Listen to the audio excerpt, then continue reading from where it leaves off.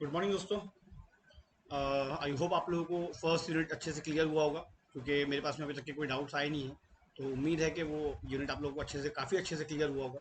ठीक है। मैं किसी रीज़न की वजह से टेस्ट नहीं ले पाया, ऑब्जेक्टिव टेस्ट नहीं ले पाया हूँ, बट जल्दी मैं उसकी टेस्ट भी स्टार्ट करने वाला हूँ, प्रैक्टिस भी करवाने वाला हूँ। ठीक है, तो आप लोग प्रिपेयर रहिए। ठीक है, अपलोडेड वीडियोज़ हैं तो आप लोग उसको दोबारा भी देख सकते हैं। अगर आपको कोई भी चीज़ नहीं समझ में आई तो आप मुझसे पूछ भी सकते हैं। अब हम लोग जो स्टार्ट करने वाले हैं वो स्टार्ट करने वाले हैं हमारे नेक्स्ट यूनिट, जिसका नाम है भाई बिजनेस एनवायरनमेंट। ठीक है, बिजनेस एनवायरनमेंट। एनवायरनमेंट क्या चीज़ होती है? एनवायरनमेंट वो चीज़ होती है जो किसी को भी इन्फ्लुएंस करती है।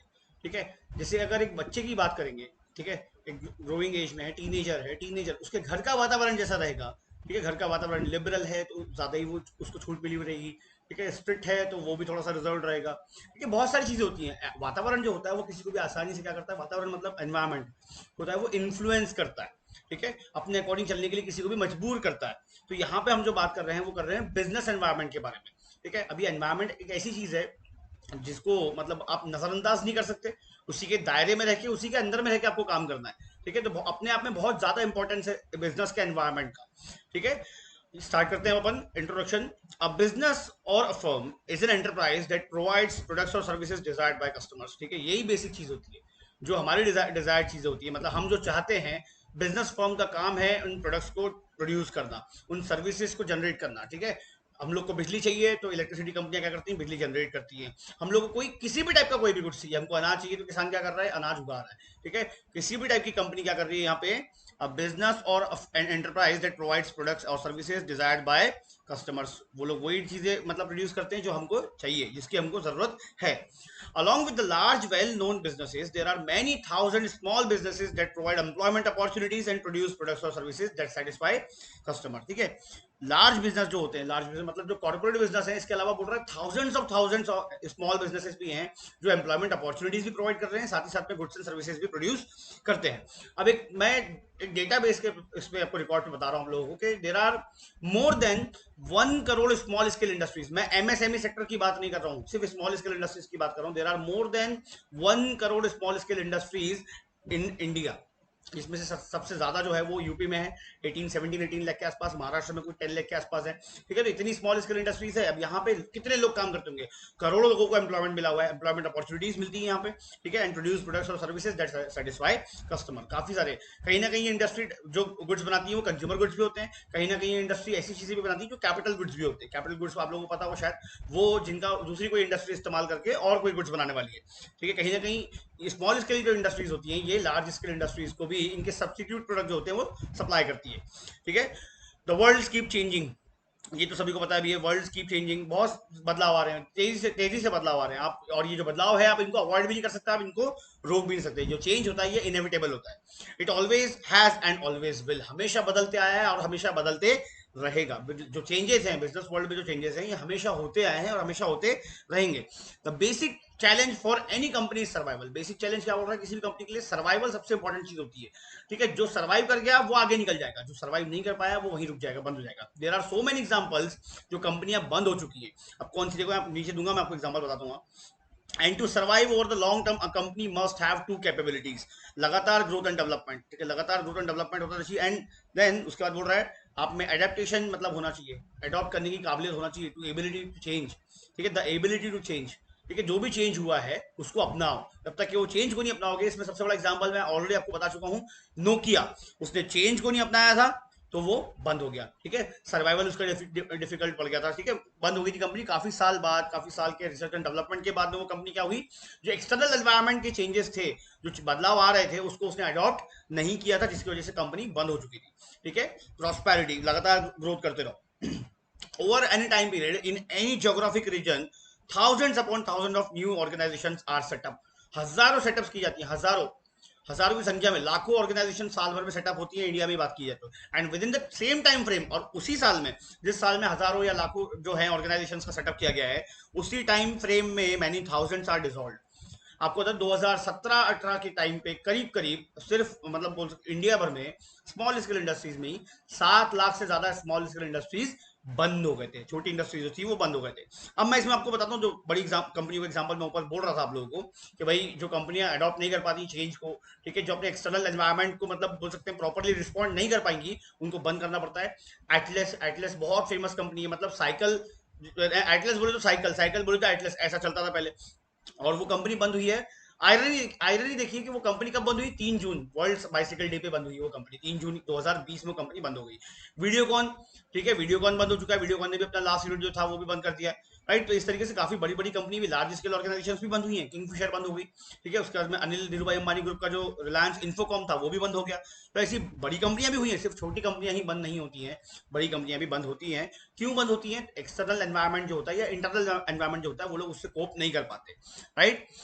But sometimes very large ones too, ठीक है, बड़ी बड़ी कंपनियां भी, some organisations go on for a very long time, काफी ऑर्गेनाइजेशन जो काफी सालों से बिजनेस कर रही है, और वो करेंगी और आगे तक के बिजनेस करेगी। हाँ, उनका सक्सेसर कौन होगा ये पता लगे, वो किस तरीके से बिजनेस को हैंडल करता है, ये अलग चीज होती है।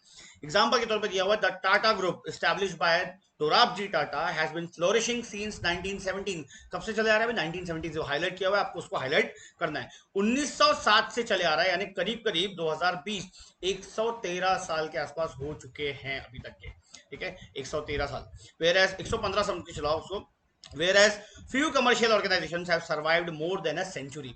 एटलस का बताया मैंने आपको, वीडियोकॉन का बताया, 50 साल 55 साल पुरानी कंपनियां थी, ये सारी कंपनियां बंद हो चुकी हैं। ऐसी बहुत सी कंपनियां हैं जो इसके पहले भी बंद हुई हैं, रिनॉल्ड्स बंद हो चुकी है, ठीक है। On an average however the life span of commercial organisation in our country is about 50 years. 50 साल का लाइफ स्पैन बोल रहा है, एवरेज बोल रहा है, 50 साल से ज्यादा कोई कंपनी मतलब मुश्किल होता है, उसके लिए सरवाइव करना मुश्किल हो जाता है। बट कुछ कंपनियां ऐसी हैं जो अपने आप को उस बदलते माहौल में क्या कर लेती हैं, तब्दील कर लेती हैं, ठीक है, या फिर वो चेंजिंग एनवायरनमेंट को क्या कर लेती हैं, अडॉप्ट कर लेती हैं, अडेप्ट कर लेती हैं उसको, तो वो लंबा सर्वाइव करती हैं। एग्जाम्पल के तौर पर टाटा है, टाटा ने वक्त के साथ साथ में अपने आप को बदला भी है, अपने अपने आप को मतलब डेवलप भी किया है, बहुत ज्यादा ग्रोथ एंड एक्सपांशन भी किया अपने बिजनेस का, ठीक है, आज की जरूरतें जो है वो उसको पूरा कर रही है, right. Over the years, surviving organizations change their structure as well as the composition of their activities. Like while बोल सकते हैं कि अपन लाइक उनके अपने काम करने के तरीके, टेक्नोलॉजी, ये सब चीजें चेंज की हैं, चेंज देयर स्ट्रक्चर, पूरा स्ट्रक्चर बदला है ऊपर से नीचे तक के, as well as the composition of their activities, ठीक है। As they do so they either threaten or create opportunities for others. जो भी चीजें उन्होंने की है, ठीक है, काम करने का तरीका बदला, नई नई फील्ड्स में वो लोग एंटर किए, तो नई फील्ड्स में एंटर करना ये आपके लिए अपॉर्चुनिटी है, बट जिस फील्ड में आप एंटर कर रहे हो वहां पे ऑलरेडी जो लोग हैं उनके लिए वो थ्रेट हो सकता है। रिलायंस जियो, ये आप लिख लो, रिलायंस जियो ने अपने लिए टेलीकम्युनिकेशन सेक्टर में बहुत बड़ी अपॉर्चुनिटी देख के एंटर किया था, और उससे बाकी कंपनियों को क्या हो गया, थ्रेट हो गया, ठीक है। तो यही बोल रहा है कि as they do so they either threaten or create opportunities for others. Whole new industries appear as new technologies are develop. नई नई टेक्नोलॉजी आएगी, नई नई कंपनी आएंगी, creating niches of new activities, niches मतलब टेक्नोलॉजीज के अकॉर्डिंगली अपने अनुकूल माहौल डेवलप करना, ठीक है, नई नई एक्टिविटीज डेवलप करना, new activities for both new and old organisation. Old organisation जो अडॉप्ट कर लेगी, ठीक है, वो भी, वाइल अदर इंडस्ट्रीज डिसअपीयर। जो ये चीजों को, जो ये बदलाव को अपना नहीं पाएगा, वो साइड सी बात है, बंद हो जाएगा या शट डाउन करना पड़ेगा उस बिजनेस को। Each business organisation operates in its unique environment, ठीक है, और हर जगह का एनवायरमेंट एक जैसा नहीं होता। जैसे मान लेते हैं अपन गवर्नमेंट के लॉ की बात करते हैं, तो हर देश का कानून एक जैसा नहीं है, हर जगह के कानून अलग अलग है, तो अलग अलग बिजनेस एनवायरमेंट मतलब होते हैं सब जगह के, तो अलग अलग तरीकों से आपको उनको फेस करना पड़ता है, ठीक है। Environment influence business and also gets influence by it, ठीक है। एनवायरमेंट जैसे बोले, एनवायरमेंट इन्फ्लुएंस बिजनेस, एनवायरमेंट क्या कर रहा है, बिजनेस को इन्फ्लुएंस कर रहा है, और बिजनेस जो होता है वो एनवायरमेंट को भी इन्फ्लुएंस करता है। अब एनवायरमेंट किस तरीके से इन्फ्लुएंस कर रहा है भैया, देखो, क्लाइमेट चेंज है, रिसाइकलिंग है, इन सब चीजों का प्रेशर बढ़ रहा है आपके ऊपर में, ठीक है, क्लाइमेट चेंज हो गया, रिसाइकलिंग हो गया, ग्रीन एजेंडा है, ठीक है, उसका जो वेस्ट डिस्पोजल है, ये सब चीजें आपको इन्फ्लुएंस कर रही है। अब बिजनेस भी इनको इन्फ्लुएंस करता है, कैसे करता है, पॉल्यूशन क्रिएट करके इन्फ्लुएंस कर रहा है, ठीक है, डिफॉरेस्टेशन है, उस तरीके से इन्फ्लुएंस कर रहा है, और भी बहुत सारी चीजें जिस तरीके से बिजनेस क्या करता है, या मोनोपोली कर रहा है, या एक्स्ट्रा हाई प्राइसेस ले रहा है, इस तरीके से बिजनेस भी इन्फ्लुएंस करता है एनवायरमेंट को। No business can function free from interacting and influencing factors that are outside its periphery, ठीक है, पेरिफेरी मतलब उसकी परिधि के बाहर में, परिधि के बाहर में जो भी चीजें हैं, जो एक्सटर्नल फोर्सेस हैं जो बिजनेस को इन्फ्लुएंस कर सकती हैं, आप बिना उनसे इंटरैक्ट हुए, ठीक है, या बिना उनसे इन्फ्लुएंस हुए काम नहीं कर सकते। कहीं ना कहीं आपका आमना सामना उनसे हो गई। अपन एक ही ग्रुप की बात करते हैं, अपन सोसाइटी का सोसाइटी मतलब जो एक्सटर्नल एनवायरनमेंट है उसका एक ग्रुप है कस्टमर्स। क्या आप कस्टमर से बिना इंटरैक्ट हुए या बिना उनसे इन्फ्लुएंस हुए काम कर सकते हो? बिल्कुल नहीं कर सकते। एक और अपन एलिमेंट की बात करते हैं, एम्प्लॉयज। क्या आप एम्प्लॉयज से बिना इंटरैक्ट हुए या बिना इन्फ्लुएंस हुए काम कर सकते हो? बिल्कुल नहीं कर सकते। तो यहाँ पे यही बोला गया, no business can function free of interacting. Interact आपको करना ही पड़ेगा, इन्फ्लुएंस आपको होना ही पड़ेगा, forces that are outside its periphery. The developments in technology and faster communication have lead to evolvement of newer kind of business. Technology का development हुआ, टेक्नोलॉजी के साथ साथ में क्या डेवलप हुआ? फास्टर कम्युनिकेशन बहुत ज्यादा तेज हो गया, तो नए नए तौर तरीके आते गए बिजनेस आने के। Taxi for sure, Ola, Zomato, Swiggy, Amazon, Flipkart, Snapdeal, ये नए तरीके आते गए बिजनेस करने के। उसके बाद में अर्बन कंपनी, ठीक है, अर्बन कंपनी भी है, नए तरीके सब बिजनेस के। The concept of business such as online shopping was non existent in yesteryears. पहले के जमाने की बात की जाएगी तो ऑनलाइन शॉपिंग का मतलब जो बोल सकते हैं कंसेप्ट है, ये किसी ने सोचा भी नहीं होगा कि ऐसे भी बिजनेस किया जा सकता है। और ये तो ठीक है, चलो बिजनेस कर भी लिए, बट ये किसी ने नहीं सोचा होगा कि ऑनलाइन शॉपिंग जो एक कंपनी है अमेजॉन, उसका ओनर दुनिया का रिचेस्ट मैन भी बन सकता है। ऑनलाइन शॉपिंग करने वाली कंपनी का ओनर, राइट, ऑनलाइन सामान बेचने वाली कंपनी का ओनर, राइट। तो ये पुराने जमाने की बात है, पहले जमाने की। आज से 15 साल 10 साल पहले देखो तो इसका कोई मतलब इतिहास नहीं रहा है। ये 10 15 साल पहले की चीजें सब, ये Flipkart, Snapdeal, Amazon. Businesses are conducted through internet and have lead to virtual shrinking, सिकुड़ना, खत्म होना, ठीक है, और फिजिकल बाउंड्रीज बिटवीन नेशंस। पहले जब ये फिजिकल बाउंड्रीज थी तो मुश्किल जाता था, ऑनलाइन नहीं थी। अब ऑनलाइन होने की वजह से क्या हो गया? वर्चुअल श्रिंकिंग, बाउंड्रीज खत्म हो चुकी हैं। आप घर बैठे कोई भी चीजें कहीं से भी बुलवा सकते हो, आसानी से बुलवा सकते हो। क्या हुआ? Business are conducted through internet. ना स्टेट की कोई बाउंड्रीज है, ना नेशनल बाउंड्रीज है, अब तो कहीं भी कोई भी चीज आप बुलवा सकते हो, ठीक है। तो ये हुआ इस तरीके से meaning of business environment represents all external forces, जितनी एक्सटर्नल फोर्सेस को रिप्रेजेंट कर रहा है। फैक्टर्स और कंडीशंस दैट एक्सर्ट का मतलब होता है प्रेशराइज करना, सम डिग्री ऑफ इम्पैक्ट। बिल्कुल है, गवर्नमेंट लॉ है, ठीक है, गवर्नमेंट लॉ अगर थोड़े से स्ट्रिंजेंट हो गए, कड़े बना दिए गए, तो वो कुछ ना कुछ इंपैक्ट डालेगा आपके बिजनेस एनवायरनमेंट पे। On the impact of business decisions, strategies and action taken by the firm. आपके एक्शंस को भी चेंज करना पड़ सकता है। जब जीएसटी को इम्प्रूव मतलब जीएसटी बढ़ाया गया, ठीक है, जीएसटी बढ़ाया गया तो आपके बिजनेस एनवायरनमेंट में फर्क पड़ा एक्सटर्नल फोर्स के थ्रू, और आपको उसके अकॉर्डिंगली क्या करना पड़ा? अपने डिसीजंस लेने पड़े। कंज्यूमर मूवमेंट स्टार्ट हो गया आपके अगेंस्ट में, तो वो इन्फ्लुएंस करेगा, वो प्रेशर डालेगा, कुछ डिग्री ऑफ इम्पैक्ट, मतलब वही कुछ प्रेशर डाला गया आपके ऊपर में, कुछ चीजों में बदलाव लाने के लिए, क्वालिटी कंट्रोल के लिए, ठीक है, तो वो चीजें आपको उसके अकॉर्डिंगली आपको डिसीजंस लेने पड़ेंगे। The success of a business is generally dependent on this business, on it's business environment. Success, business environment supportive है या नहीं है, ये चीजें होती है। लिबरल है या नहीं है, ये चीजें होती है। जैसे कि वीडियोकॉन, जो Venugopal Dhoot, who is the owner of Videocon group, उन्होंने आरोप लगाया था कि यह जो गवर्नमेंट है वो हमको सपोर्ट नहीं कर रही है। डीमोनेटाइजेशन के बाद में हमारा काफी लॉस हुआ, ठीक है, प्लांट बंद रहा, बहुत लोग मतलब जो स्मॉल स्केल इंडस्ट्रीज थी, जो हमको कॉम्प्लीमेंट्री मतलब जो चीजें सप्लाई करती थी, वो चीजें बनना बंद हो गई, जिसकी वजह से हमारे प्लांट को नुकसान हुआ। उसके बाद में फिर जीएसटी आया, जीएसटी और ज्यादा कॉम्प्लिकेटेड है, ठीक है। उसके बाद में गवर्नमेंट ने उनको टैक्सेशन में सपोर्ट नहीं किया, बिल्कुल भी टैक्स उनका माफ नहीं किया, वेव नहीं किया, जिसकी वजह से क्या हुआ? उनका बिजनेस बंद हो गया। तो सक्सेस किस चीज पर डिपेंड करेगी? अगर सपोर्टिव है, चीजें सपोर्टिव है और उनके सपोर्ट में अगर आप काम कर रहे हो, जाहिर सी बात है, तो वो आपको सपोर्ट करेगी। देन उसके बाद successful business has to identify, appraise, ठीक है, and respond to the various opportunities and threats in its environment. आप किसी को भी इग्नोर नहीं कर सकते, किसी को भी नहीं कर सकते। आइडेंटिफाई भी करना है आपको, ठीक है, अप्रेज भी करना है, पढ़ो, उसके बारे में समझो, जज करो, एंड रिस्पॉन्ड, पॉजिटिवली रिस्पॉन्ड भी करना है to the various opportunities and threats in its environment. Opportunities का बेनिफिट लेना है, एंड थ्रेट से आपको सावधान सावधान रहना, मतलब लाइक थ्रेट से आपको स्ट्रेटेजी आपकी ऐसी होनी चाहिए कि कोई भी आपको ज्यादा लंबे समय तक के या ज्यादा भारी भरकम नुकसान ना पहुंचा सके, ठीक है। To be successful, the business has not only recognized different elements of its own environment, but also respect, adapt, and manage and influence them. ये बोल रहा है टू बी सक्सेसफुल, अगर सक्सेसफुल बिजनेसमैन बनना है आपको या सक्सेसफुल कॉर्पोरेट बनना है, business has to not only recognise different elements of इस एनवायरमेंट। सिर्फ पता है आपको कि भाई ये एनवायरमेंट के फैक्टर्स है हमारे, उससे कुछ नहीं होगा, बट बोल रहा है but also respect, adapt and manage and influence them. Consumers के लिए करना, एम्प्लॉयज के लिए अच्छा करना, सोसाइटी के लिए अच्छा, सोसाइटी एट लार्ज के लिए अच्छा करना, गवर्नमेंट को टाइमली टैक्सेस पे करना, ठीक है, एनवायरमेंट के लिए अच्छा, एनवायरमेंट मतलब पर्यावरण के लिए अच्छा करना, राइट। तो ये सब चीजें भी होती हैं। कानून जो है उनका पालन करना, लागू करना।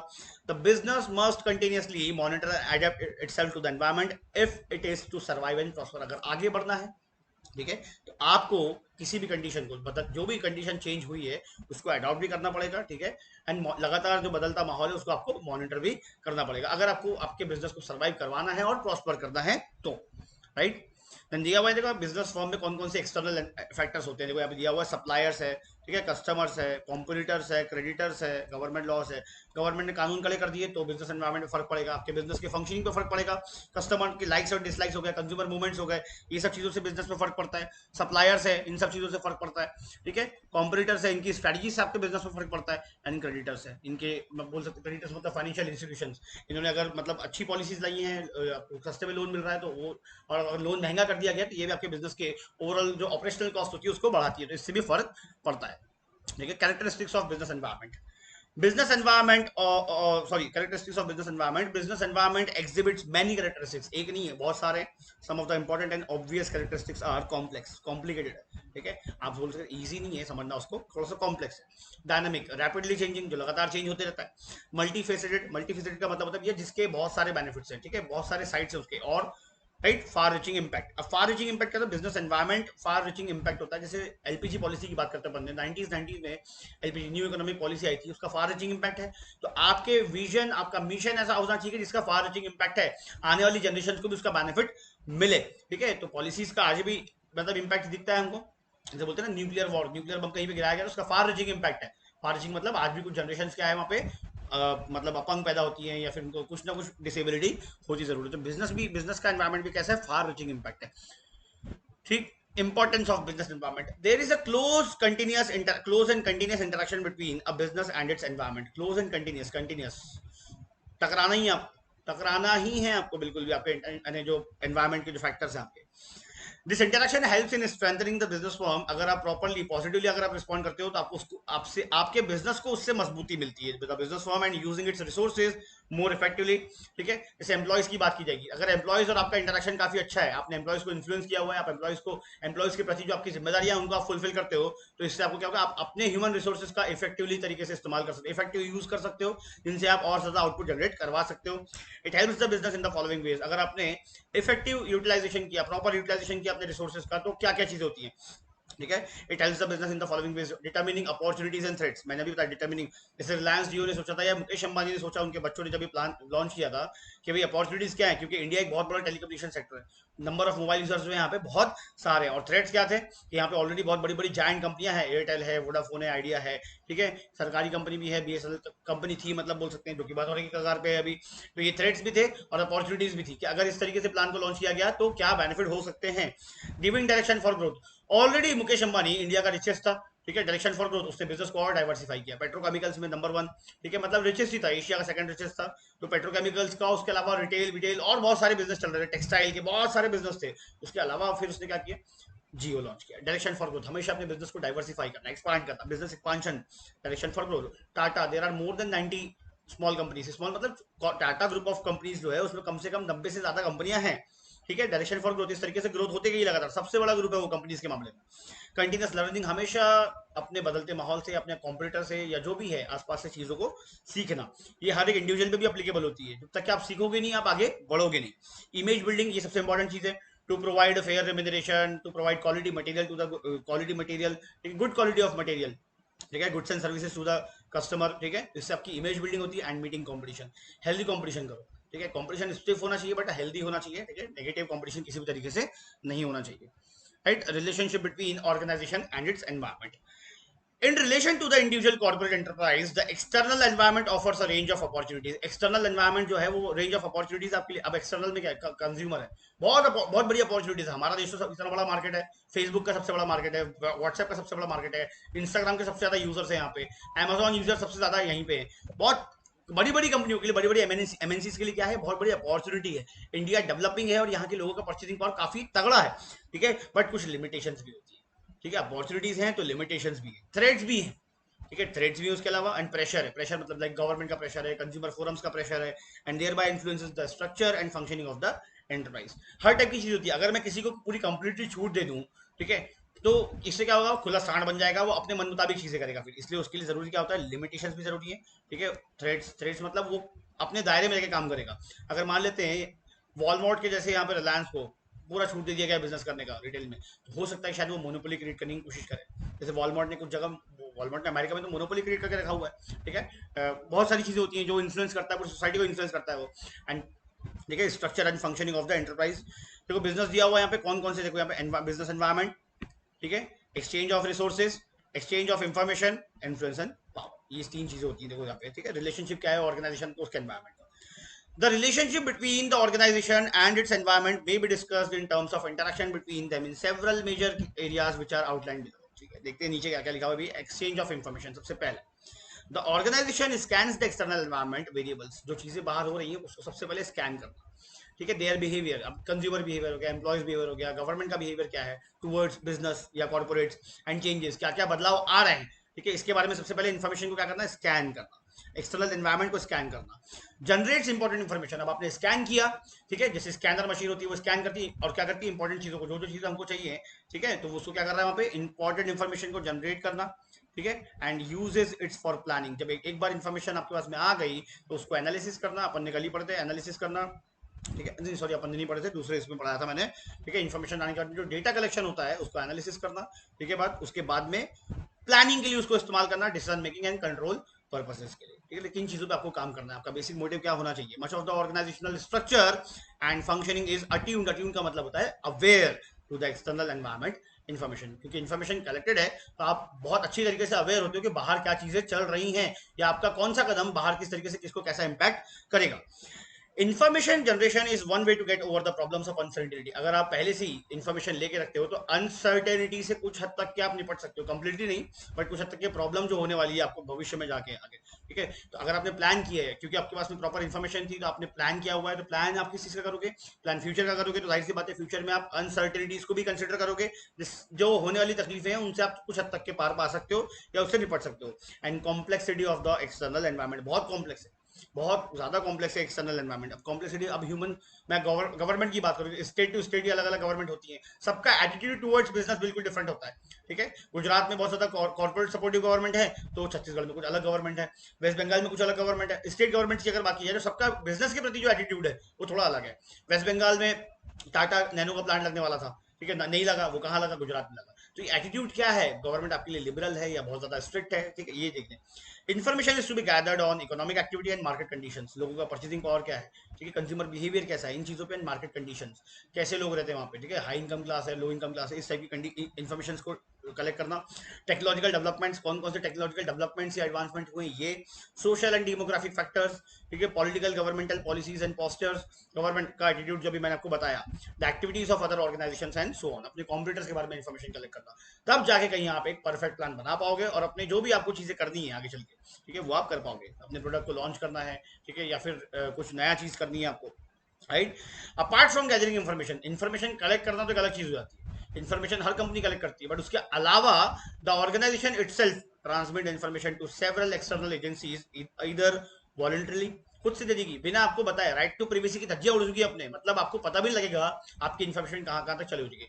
इतने जो फ्रॉड्स होते हैं, जो रैंडम कॉल्स आते हैं आपको कि 4 करोड़ की लॉटरी लगी, ठीक है, आपको आपको 8,20,000 की स्विफ्ट डिजायर फंस गई, ये हो गया वो हो गया, रैंडम कॉल्स जो आते हैं, हमारा डेटा जाता कहाँ है, ठीक है, किसके पास से जाता है, तो ये कंपनी क्या करती है, वॉलंटरीली। यहाँ बोल रहा है इन एडवर्टेंटली का मतलब है अनजाने में, मैं नहीं मानता अनजाने में, जानबूझ के हमारा डेटा है, हमारी प्राइवेसी है, इसको लीक किया जाता है।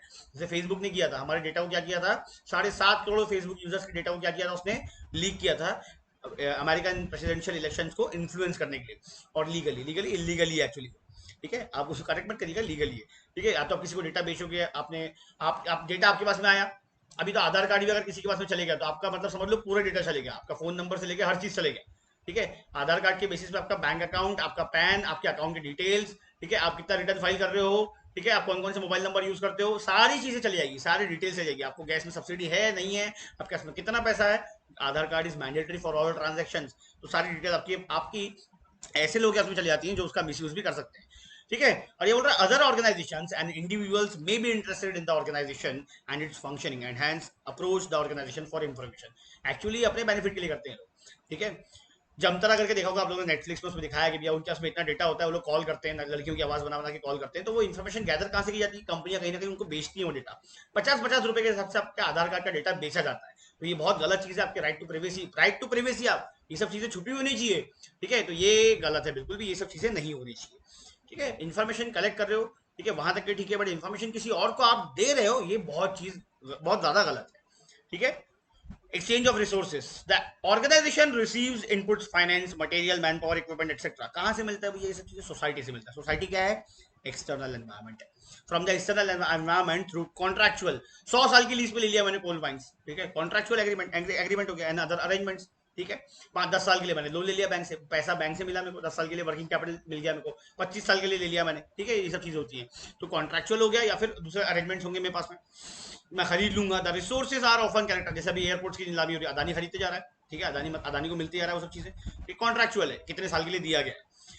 The resources are often categorised as 5 M's। पहला आता है उसमें man, money, method, machine and material. बिना इनके आउटपुट जनरेट करना पॉसिबल ही नहीं है। इसमें से कोई एक एम भी आप हटा दो, मनी हटा दो, बाकी यूजलेस, मैन हटा दो, बाकी चीजें यूजलेस, मैथड हटा दो, बाकी चीजें यूजलेस, मशीन के बिना भी यूजलेस, मटेरियल सबसे इंपॉर्टेंट चीज, ये तो बेस है, बिना मटेरियल के ये चारों बेसलेस है। मटेरियल ही नहीं मिलेगा तो आप क्या करोगे? It sustains itself by employing, sustain मतलब अगर जिंदा रहना है तो ये सब चीजों का इस्तेमाल आपको करना पड़ेगा। by employing मतलब इन सब चीजों का इस्तेमाल करना। the above inputs for involving और producing output of products and services, यही सब चीजों का इस्तेमाल करके क्या क्या करते हो आप? प्रोडक्ट एंड सर्विसेज बनाते हो। अदानी कोयला खरीदता है उड़ीसा से, उसी कोयले से क्या बनाता है? वो बिजली बनाता है, थर्मल पावर प्लांट है उसका, products and services. The organisation interact with the factor market for purpose of getting its input. Interact आपको करना ही पड़ेगा, कहां से? एक्सटर्नल फैक्टर से। आपको एक्सटर्नल फैक्टर्स मतलब जो एक्सटर्नल आपका क्या है? एनवायरमेंट है, उससे आपको इंटरैक्ट करना ही पड़ेगा। किस चीज के लिए करना पड़ेगा भैया? Market for purpose of getting it's inputs. अगर आपको इनपुट चाहिए तो आपको ह्यूमन रिसोर्सेज चाहिए। क्या है ये? एक्सटर्नल एनवायरमेंट है, सोसाइटी आपको प्रोवाइड करती है मैन पावर जो है। मनी फाइनेंशियल इंस्टीट्यूशन से मिलेगा आपको, एक्सटर्नल एनवायरमेंट, ठीक है। तो इनपुट के लिए आपको एक्सटर्नल एनवायरमेंट से या फैक्टर मार्केट से क्या करना पड़ेगा? इंटरैक्ट करना ही पड़ता है, या इंटरैक्ट करते हैं। The organization is dependent on the external environment for disposal of its output of products। अब उनसे लिया भी है और दे के भी आप उनको, उनसे लिया है गुड्स एंड सर्विसेज आप बनाओगे तो खुद के कंजम्पशन के लिए थोड़ी बना रहे हो, आप उन्हीं के कंजम्पशन के लिए बना रहे हो। डिस्पोजल मतलब दिया भी उन्हीं को जाएगा। To a wide range of clientele, बहुत वाइड रेंज है आपके क्लाइंटिल का, मतलब बहुत सारी चीजें आती है, ठीक है। उसमें एम्प्लॉय भी आ जाते हैं, इसमें कंज्यूमर्स आ जाते हैं, गवर्नमेंट आ जाती है, सब चीजें आ जाती है। सभी चीजों को बांटोगे आप, कुछ ना कुछ आपको बेनिफिट होगा तो, ठीक है। रेवेन्यू जनरेट हुआ तो टैक्स दोगे, ठीक है, रेवेन्यू सैलरी दोगे, salary, good quality of goods and services दोगे। This is also an interaction process. Perceiving the needs of the external environment, perceiving का मतलब होता है महसूस करना, समझना कि भैया एक्सटर्नल एनवायरमेंट की जरूरतें क्या है, क्या क्या जरूरतें हैं, ठीक है। उनको अच्छी क्वालिटी के गुड्स एंड सर्विसेज भी चाहिए, साथ ही साथ में उनको पॉल्यूशन फ्री एनवायरमेंट भी चाहिए, ठीक है। उनको जो बेसिक उनके इंफ्रास्ट्रक्चर है उसमें डेवलपमेंट भी चाहिए। तो उनकी जरूरतों को पहचानो एंड कैटरिंग टू देम, ठीक है। जो वो चाहते हैं उनको, उनकी वो नीड्स को और वांट्स को फुलफिल करो। Satisfying the expectations and demands of the clientele groups, ठीक है, उनकी नीड्स और वांट्स को सेटिस्फाई करना, और उनकी जो डिमांड्स है, जो जेन्युइन डिमांड्स है और जो पूरी करने वाली डिमांड्स है, उनको पूरा करना, ठीक है। इससे इमेज बिल्डिंग होती है, इससे गुडविल अच्छी बनती है। सच एज कस्टमर्स, कस्टमर्स की क्या है भैया? क्वालिटी प्रोडक्ट्स एंड सर्विसेज, ठीक है, क्वालिटी हो गया। एम्प्लॉयज की क्या है? Fair remuneration. शेयर होल्डर्स की क्या है? उनको रिटर्न मिलना चाहिए। क्रेडिटर्स की क्या है? इंटरेस्ट मिलना चाहिए। सप्लायर्स की क्या है? उनको उनका पैसा मिलना चाहिए। Local community, basic infrastructure, general public and so on. Government की क्या है? टाइमली पेमेंट ऑफ टैक्सेस, ठीक है। तो ये सब चीज होती है, इसको आप अंडरलाइन कर लीजिएगा, पूरा ही आप लोग हाईलाइट करिए, ठीक है। तो इस तरीके से क्या करते हैं, बिजनेस पॉजिटिवली रिस्पॉन्ड करता है तो सोसाइटी भी उसको पॉजिटिवली रिस्पॉन्ड ही करेगी। अब भाई देखो यहाँ पे सबसे लास्ट और इंपॉर्टेंट है exchange of influence and power. The external environment holds considerable power over the organization both by virtue, and by virtue का मतलब था because of its being more inclusive। inclusive मतलब आपको वेलकम किया जाएगा, पर इसका मतलब ये नहीं है कि आपको खुले सांड के तौर पे छोड़ दिया जाएगा। आप पे कुछ हद तक के कंट्रोल भी रखे जाएंगे। आप उनको पता है कि आपको अगर पूरा खुला छोड़ा गया तो आप एक्सप्लॉइट कर देंगे पूरे रिसोर्सेज का। And also by virtue of its command over resources, resources आपको वहीं से लेने हैं। अगर आपने ओवर एक्सप्लॉइटेशन करने की कोशिश की तो सोसाइटी आपके अगेंस्ट में भी हो सकती है। कंट्रोल अल्टीमेटली सोसाइटी का ही है। जैसे एम्प्लॉय है तो एम्प्लॉय एक्सटर्नल एनवायरमेंट है, अगर आप एम्प्लॉयज को क्या कर रहे हो, उनका भी अपना एक मान सम्मान है, सेल्फ रिस्पेक्ट है, डिग्निटी होती है। अगर आप एम्प्लॉयज को फेयर रेम्यूनरेशन नहीं दे रहे हो तो वो by virtue of their command, उनका भी कमांड है, उनकी भी यूनियन होती है, तो वो लोग भी काम बंद भी वो लोग कर सकते हैं, और अल्टीमेटली इससे आपका नुकसान होगा। इन्फॉर्मेशन एंड अदर इनपुट्स, ठीक है, ये सारी चीजों के लिए आप सोसाइटी पर डिपेंडेंट हो, सोसाइटी का कंट्रोल भी होता है इस पर, ठीक है। इट ऑफर्स अ रेंज, अब कैसे कंट्रोल है, किस तरीके से कंट्रोल है भाई? सोसाइटी अगर चाहे तो आपको प्रोवाइड करेगी, सोसाइटी अगर चाहे तो बॉयकॉट भी कर सकती है। It offers a range of opportunities, incentives and rewards on the one hand, ठीक है, बेनिफिट्स दे रही है आपको सोसाइटी, यहाँ पे अपॉर्चुनिटीज भी दी है, ठीक है। लाइक बोल सकते हैं कि वहाँ के नेचुरल रिसोर्सेज का, वहाँ मैन पावर का आपको इस्तेमाल करने का मौका भी मिला है, इंसेंटिव्स भी देगी, ठीक है, incentives, rewards on the one hand. अब गवर्नमेंट भी एक पार्टी है सोसाइटी का, तो गवर्नमेंट भी आपको अपॉर्चुनिटीज दे रही है, इंसेंटिव्स दे रही है, टैक्स बेनिफिट दे रही है, टैक्स हॉलिडे मिल रहा है आपको, ठीक है, rewards on the one hand. On the one hand and set of constant, कानूनी आप पे थोड़ी सी मतलब स्ट्रिक्टनेस भी है, कानून आप पे थोड़ा सा कड़ा भी है, पॉल्यूशन कंट्रोल बोर्ड है, ठीक है, थ्रेट्स है and restrictions on the other, दोनों चीजें जरूरी है, दोनों का बैलेंस होना बहुत ज्यादा जरूरी है। जरूरत से ज्यादा छूट भी मत दो और जरूरत से ज्यादा स्ट्रिक्ट भी मत रहो, दोनों का बैलेंस होना बहुत ज्यादा जरूरी है। एक भी आपने ज्यादा किया, आपने जरूरत से ज्यादा कड़े कानून बना दिए तो भी बिजनेस फंक्शनिंग प्रॉपर्ली नहीं हो पाएगा, और आपने जरूरत से ज्यादा छूट दे दी तो इसमें सोसाइटी की ऐसी की तैसी हो जाएगी पूरी की पूरी, ठीक है। बिजनेसमैन तो चाहता है एक्सप्लॉइटेशन, तो एक्सप्लॉइटेशन कंटिन्यूस होगा। The external environment is also in a position to impose its will over the organization and can force it to fall in line. Line पे ला सकता है आपको एक्सटर्नल एनवायरमेंट अगर चाहे तो। कोई भी बड़ा कंज्यूमर मूवमेंट अगर अगर आपके अगेंस्ट में खड़ा हो जाए, कोई गवर्नमेंट अगर कानून बना दे तो आपको झक मार के उसको फॉलो करना ही पड़ेगा। ये वही बोल रहा है कि external environment is also in a position, इतना पावर होता है कि वो इम्पोज कर सकता है। क्या इम्पोज कर सकता है? वो जो चाहता है आप वो कर सकते हो, ठीक है, वो जो चाहता है आपको वो करना पड़ेगा।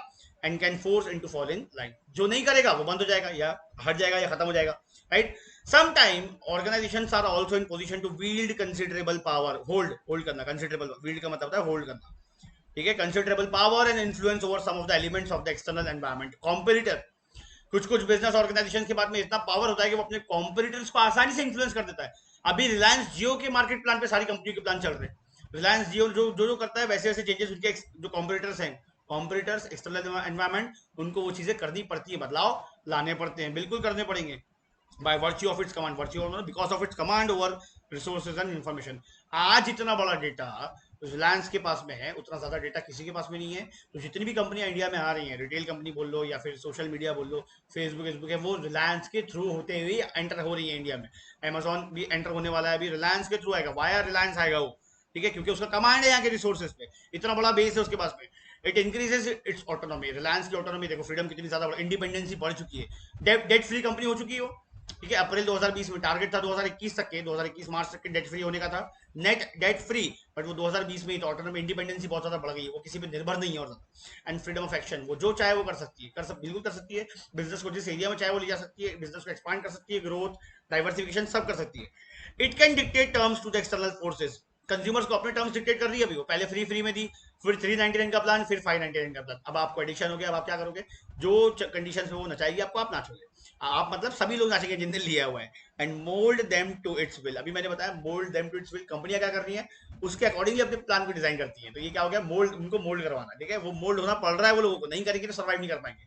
वोडाफोन और आइडिया मिलके वी बने, लॉस में चल रहे हैं, बट बिजनेस चलाना है, सर्वाइवल इंपॉर्टेंट है बहुत ज्यादा, ठीक है। अगर आप बाहर हुए तो आप 20-30 करोड़ कस्टमर ऐसे ही छोड़ के चले जाओगे, फिर से वो जियो कैप्चर कर लेगा, ठीक है। तो अभी जितने हैं उनको बना के रखना सबसे इंपॉर्टेंट चीज है उनके लिए। The nature of relationship between the organization and the environment depends on the size of the organization, ठीक है, प्रोप्राइटरी साइज है, कौन सा पार्टनरशिप है, ठीक है, लार्ज स्केल, मीडियम स्केल और जो भी है स्मॉल स्केल। इट्स एज, कितना पुराना बिजनेस है, जैसे अब जैसे टाटा की बात की जाए तो काफी अच्छी गुडविल है, टाटा बिरला काफी अच्छी गुडविल है, बहुत पुरानी बिजनेस हाउसेज है ना ये, ठीक है। जैसे वेदांता ग्रुप की बात की जाए कि जो नया बिजनेस है तो उसकी गुडविल उतनी ज्यादा नहीं है मार्केट में, ठीक है। रिलायंस की बात की जाए कि तो गुडविल है भी और गुडविल नहीं भी है, पुराना बिजनेस नहीं है। अदानी की कोई खास गुडविल नहीं है, ठीक है बट जनरल सोसाइटी की बात कर रहा हूं मैं, नहीं है। द नेचर ऑफ बिजनेस, अब नेचर ऑफ एक्टिविटी किस टाइप की है, गुड्स एंड प्रोडक्शन सर्विसेज की है, फूड है, होटल रेस्टोरेंट क्या है। द नेचर ऑफ ओनरशिप वही बताया मैंने, प्रोप्राइटरी है, पार्टनरशिप है, कोऑपरेटिव है, क्या कॉर्पोरेट है। Degree of professionalisation of management etcetera, जैसे जैसे बिजनेस का स्केल बढ़ते जाएगा तो वैसे वैसे degree of professionalisation of management क्या होगा, वो भी अप होते जाता है। तो ये सब चीजें डिपेंड करती है कि आपका रिलेशन आपके बिजनेस एनवायरमेंट से कैसा रहने वाला है। Nature of relationship between the organisation and the environment depends on, ये सब चीजों पर डिपेंड करता है किस तरीके से आपका रिलेशन रहेगा, राइट। तो काफी बड़ा वीडियो हो गया, तो इस वीडियो को देखिए आप लोग भाई प्लीज, और समझने की कोशिश करिए अच्छे से, बहुत अच्छी चीज है बिजनेस एनवायरमेंट। करते हैं अपन ऑब्जेक्टिव्स की टेस्ट से स्टार्ट, ऑब्जेक्टिव स्टार्ट करते हैं, हो जाएगा, काफी कवर कर लेंगे अपन लोग इसमें, मतलब ज़्यादा बड़ा पोर्शन नहीं है इसमें कवर करने के लिए। 40 मार्क्स का है तो 40 मार्क्स अपन आराम से कवर करते हैं इसके, ठीक है। तो आप लोग चिंता मत करिएगा सर ऑब्जेक्टिव्स की टेस्ट नहीं दे रहे हैं, मेरे को पता है आप लोग चिंता कर भी नहीं रहे हैं, चिंता नहीं कर मतलब मैसेज ही नहीं आ रहे तो आप लोग चिंता भी नहीं कर रहे हैं, ठीक है। करना भी मत, चिंता करने वाली कोई बात है भी नहीं, मैं हूं ना, ठीक है।